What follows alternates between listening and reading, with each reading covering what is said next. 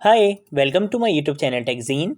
पिछली वीडियो में हम लोगों ने pass function as a props के बारे में पढ़ा था। हमने देखा था कि आप फंक्शन को एज अ प्रॉप्स कैसे पास कर सकते हो। एक पेरेंट कंपोनेंट से मल्टीपल चाइल्ड कंपोनेंट्स में आप फंक्शन को एज अ प्रॉप्स कैसे पास कर सकते हो। ये सारी चीज़ हम लोगों ने पिछली वीडियो में बहुत अच्छे से प्रैक्टिकल एग्जाम्पल्स के साथ कवर कर ली थी। अगर आप लोगों ने अभी तक पिछली वीडियो नहीं देखी तो काइंडली पिछली वीडियो को ज़रूर देख लेना।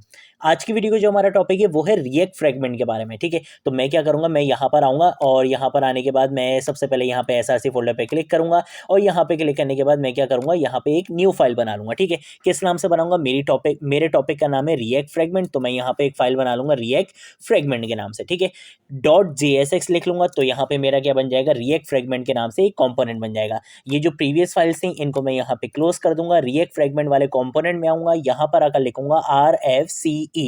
इससे क्या होगा, मेरा रिएक्ट फंक्शनल कॉम्पोनेंट बना दिया जाएगा एक्सपोर्ट डिफॉल्ट की स्टेटमेंट के साथ। एंटर प्रेस करूंगा तो देखो ये सारा काम यहाँ पर हो चुका है। यहाँ पर मेरे पास बनकर आ चुका एक डिव और इसके अंदर मैं क्या करूंगा, मैं यहाँ पर आकर एक h2 का टैग लिख लेता हूँ और इसके अंदर मैं लिख लेता हूँ रिएक्ट फ्रेगमेंट। ठीक है, इस तरीके से लिख लेते हैं, यहाँ पे एक दो एक्सक्लेमेशन मार्क लगा लेते हैं और उसके बाद क्या करते हैं, उसके बाद मैं एक काम ये करता हूँ कि मैं यहाँ पर एक पैराग्राफ टैग भी लगा लेता हूँ। ठीक है, इस पैराग्राफ टैग के अंदर क्या नाम लिखें, इस पैराग्राफ टैग के अंदर हम कुछ नाम लिख लेते हैं, जैसे राबिया का नाम लिख लेते हैं और राबिया कमेंट्स करती है। और कौन कमेंट्स करता है, सईद कमेंट्स करता है तो सईद का नाम लिख लेते हैं। और कौन कमेंट्स करता है, मजहर एक है वो कमेंट करते हैं तो उनका नाम लिख लेते हैं। ठीक है, तो यहाँ पे मैंने क्या कर लिया, 3 नाम लिख लिए। अब मैं क्या करूँगा, इस कंपोनेंट को इंपोर्ट कराऊंगा। इंपोर्ट में आज app.js में नहीं कराऊंगा, ठीक है, क्योंकि मुझे आपको एक बहुत अच्छे से एक चीज़ समझानी है। ठीक है, तो मैं इसको app.js में नहीं करवाऊंगा, मैं इसको इंपोर्ट कराऊंगा index.js में। ठीक है, और यहाँ पर देखो हमने क्या करा हुआ था, ऐप वाले कंपोनेंट को इंपोर्ट कराया हुआ था, क्योंकि index.js क्या होता है, आपका एंट्री पॉइंट होता है। ये चीज़ हमने फर्स्ट वीडियो में कवर करी थी कि index.js क्या होता है, आपका एंट्री पॉइंट होता है। ठीक है, यही वो जावास्क्रिप्ट की फाइल होती है जो सबसे पहले क्या होती है, एग्जीक्यूट होती है। तो यहाँ पर हमने क्या करा हुआ था, ऐप कंपोनेंट को हमने यहाँ पे कॉल करवाया हुआ था और जितने भी हम कंपोनेंट्स बना रहे थे वो हम ऐप कंपोनेंट के अंदर कॉल करवा रहे थे। ठीक है, ये चीज़ तो हम देख चुके थे। यहाँ पर मैं क्या करूँगा, मैं अपने इस रिएक्ट फ्रेगमेंट वाले कंपोनेंट को कॉल करवाऊंगा। ठीक है, मैं इन दोनों चीज़ों को यहाँ से क्या कर देता हूँ, कमेंट्स कर देता हूँ ताकि कोई भी मेरे पास वार्निंग वगैरह नहीं है।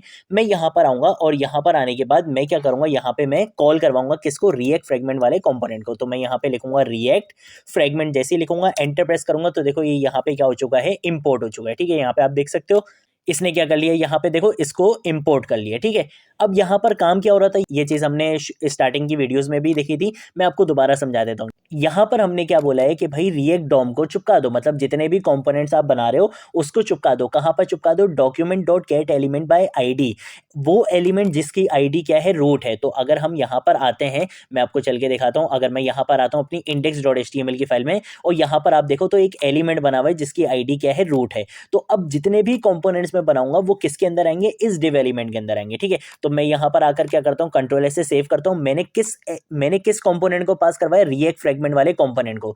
रिएक्ट फ्रेगमेंट के अंदर क्या काम हुआ है, रिएक्ट फ्रेगमेंट के अंदर काम ये हुआ है कि एक डिव एलिमेंट है, उसके अंदर h2 है, p टैग है। तो ये जो जितनी भी चीज़ है, ये यहाँ पे जितना भी कंटेंट होगा वो कहाँ पर आ जाएगा, इस रूट वाले डिव के अंदर आ जाएगा। ठीक है, तो मैं यहाँ पर अगर क्या करूँगा, npm start की कमांड रन करूँगा, इससे क्या होगा कि मेरा प्रोजेक्ट 3000 पोर्ट पे रन कर दिया जाएगा। तो देखो यहाँ पर आप देख सकते हो कि यहाँ पर आ चुका है रिएक्ट फ्रेगमेंट और उसके बाद जो मेरा पैराग्राफ टैग था वो भी यहाँ पर आ चुका है।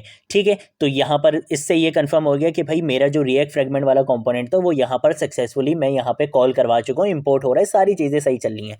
मैं क्या करूँगा, मैं यहाँ पर आकर कंट्रोल शिफ्ट आई प्रेस करूँगा। ठीक है, इससे क्या होगा, मेरा यहाँ पे कंसोल ओपन हो जाएगा। मैं इसको ज़रा यहाँ से ऊपर कर देता हूँ, ठीक है, ताकि आप लोग को सारी चीज़ें सही से दिखें। मैं आऊँगा यहाँ पे एलिमेंट्स में। ठीक है, एलिमेंट्स में आने के बाद आप यहाँ पे देख सकते हो ये रहा मेरा वो डिव आईडी रूट। ठीक है, जिस एलिमेंट के अंदर मैंने क्या करा है, अपने रिएक्ट के कंपोनेंट्स को मैं चिपकाता हूँ। ठीक है, ऐड करवाता हूँ। तो अब मैं जैसे ही इस पर क्लिक करूंगा तो इस पर क्लिक करने के बाद देखो दोबारा से एक डिव आ रहा है और अब इस पर क्लिक करूंगा तब जाकर मुझे क्या मिल रहा है, मेरा h2 मिल रहा है और पैराग्राफ टैग मिल रहा है। तो अगर आप गौर से देखो तो यार ये वाला डिव है, ये डिव हमने क्यों यूज करा था, ये डिव हमने क्यों यूज करा था, जब हम स्टार्टिंग में कंपोनेंट्स बना रहे थे तब मैंने आपको बताया था कि ये डिव आप इस वजह से यूज करते हो क्योंकि आपको क्या करना होता है, अगर रिटर्न स्टेटमेंट के अंदर आपने मल्टीपल स्टेटमेंट लिखनी होती हैं। जैसे मुझे यहाँ पे H2 भी लिखना था और पैराग्राफ टैग भी लिखना था।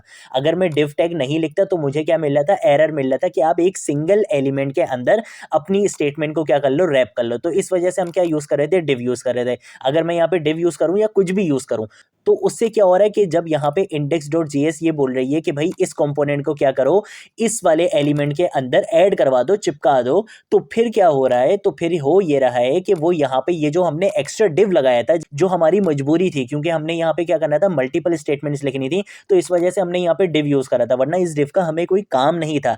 लेकिन यहाँ पर हुआ क्या कि ये डिव भी वहां पर क्या हो गया, ऐड हो गया। और इससे होता क्या है, अब देखो एक एक्स्ट्रा यहाँ पे क्या आ गया, एलिमेंट आ गया। एक एक्स्ट्रा एलिमेंट आया तो मतलब आपका जो डॉम ट्री बनेगा उसमें भी क्या होगा, एक एक्स्ट्रा नोड बनेगी। ठीक है, अगर आप CSS से रिलेटेड कोई भी काम करोगे तो उसमें भी आपको थोड़ी सी इशू हो सकते हैं। ठीक है, आपकी मेमोरी भी थोड़ी ज़्यादा कंज्यूम होगी। इससे क्या होता है कि आपकी वेब एप्लीकेशन की परफॉर्मेंस मैटर करती है। ठीक है, आपने छोटी से छोटी चीज़ का बहुत ज़्यादा ख्याल रखना होता है। ठीक है, अभी तो यहाँ पर एक एलिमेंट है, अगर आपने इसके अंदर भी मल्टीपल एलिमेंट्स बना लिए तो उससे क्या होगा, वो एक डिव होते होते वो काफ़ी ज़्यादा कॉम्प्लेक्स कर देगा आपके एप्लीकेशन को। ठीक है, और इससे आपकी वेब एप्लीकेशन की परफॉर्मेंस बहुत ज़्यादा मैटर करती है। तो अब इसका क्या सोल्यूशन है, इसका क्या सोल्यूशन है, अगर हम डिव नहीं यूज़ करेंगे तो हमें यहाँ पे एरर मिलेगा। ठीक है, अगर मैं यहाँ पे डिव नहीं यूज़ करता तो मुझे एरर मिलता है। तो उसी चीज़ के लिए आपके पास एक कॉन्सेप्ट आता है रिएक्ट फ्रेगमेंट का।